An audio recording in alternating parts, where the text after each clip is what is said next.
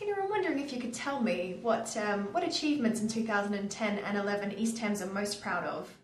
I spoke at the staff conference about customers and said that customers needed to be at the heart of our business.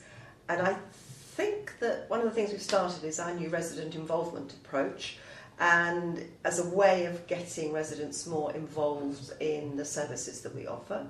And the things we've set up include the new scrutiny panel, and of course we now have 3 residents as members of the board of East Thames. So that's a big step forward in resident engagement. And we're increasingly trying to think how we put, you could say, the customer at the heart of everything that we do. And what about the commitment to helping our customers do something important like find employment? East Thames, I think, did quite well in that this year. I would say we've done exceptionally well. It's a very tough market for jobs, as we know, and sadly an increasing number of people have either lost their job or are finding it very hard to get on the job ladder in the very first place. And we've had an exceptional record. We've found 234 people, we've helped 234 people into work. Now that is exceptional, I would suggest. That's virtually 1 person for every working day of the year. So that's no mean feat. Absolutely.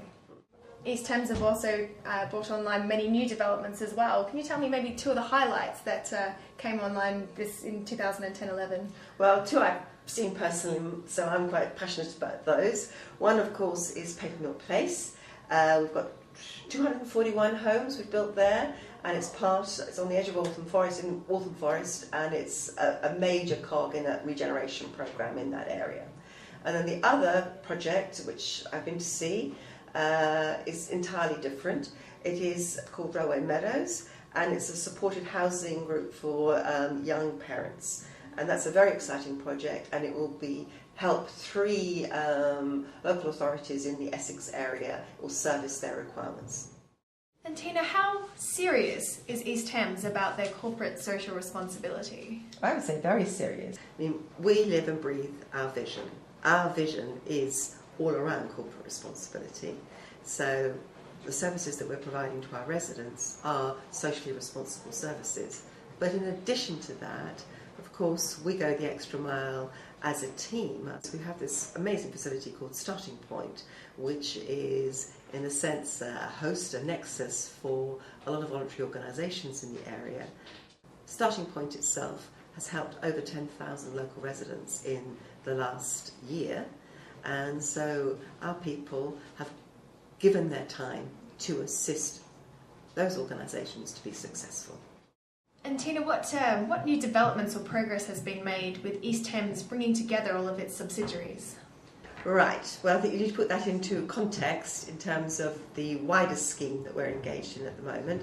I think everybody hopefully does know inside the organisation that we're working with PricewaterhouseCoopers on a major change programme, and as part of that programme we're looking at how we can become more of a one organisation, so one East Thames.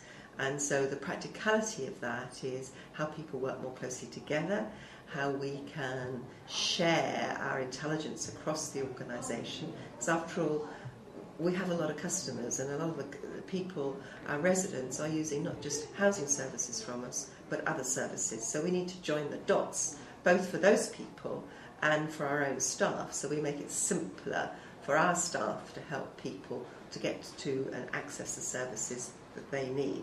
We're at the moment in the process of collapsing our board structure into what's called a virtual collapse, so that we will streamline the sort of governance structure of the organisation to fit a remodelled and more whole-centric, as you might say, organisation.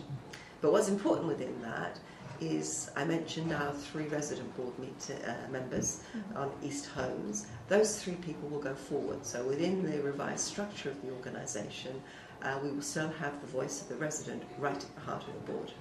I think perhaps if maybe a lot of our partners might see that as a bit of a benefit as well, that we have so many subsidiaries or teams that can offer a real package of development. So not just the bricks and mortar, but anything from the community programs to the care and support for vulnerable people. Do you think that would be seen as an advantage out there in this competitive environment? I think it should be seen as an advantage. I think it should be an advantage for the customer that we make our services easier to understand, but also when we're bidding for contracts, it should make it easier for people to see that we offer a holistic service built around people's needs.